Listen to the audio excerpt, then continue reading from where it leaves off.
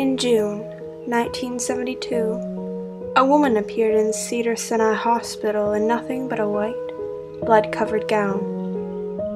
Now this, in itself, should not be too surprising, as people often have accidents nearby and come to the nearest hospital for medical attention. But there were two things that caused people who saw her to vomit and flee in terror. The first being that she wasn't exactly human. She resembled something close to a mannequin, but had the dexterity and fluidity of a normal human being.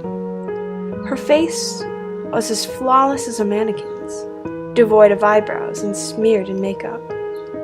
There was a kitten clamped in her jaws so unnaturally tight that no teeth could be seen, and the blood was still squirting out over her gown and onto the floor. She then pulled it out of her mouth, tossed it aside, and collapsed. From the moment she stepped through the entrance to when she was taken to the hospital room and cleaned up before being restrained for sedation, she was completely calm, expressionless, and motionless. The doctors thought it best to restrain her until the authorities could arrive, and she did not protest. They were unable to get any kind of response from her, and most of the staff members felt too uncomfortable to look directly at her for more than a few seconds. But the second the staff tried to sedate her, she fought back with extreme force. Two staff members had to hold her body down as she rose up on the bed with that same blank expression.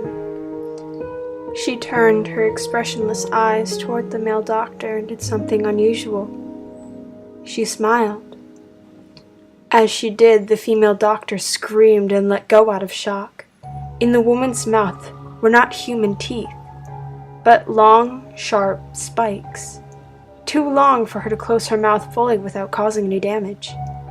The male doctor stared back at her for a moment, asking, "What the hell are you?" She cracked her neck down to her shoulder to observe him, still smiling. There was a long pause. The security had been alerted and could be heard coming down the hallway.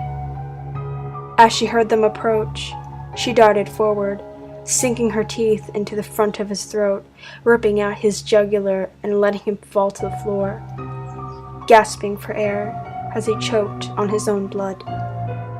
She stood up and leaned over him, her face coming dangerously close as the life faded from his eyes. She leaned closer and whispered in his ear, "I am God." The doctor's eyes filled with fear as he watched her calmly walk away to greet the security men. His last ever sight would be watching her feast on them one by one. The female doctor who survived named her the Expressionless.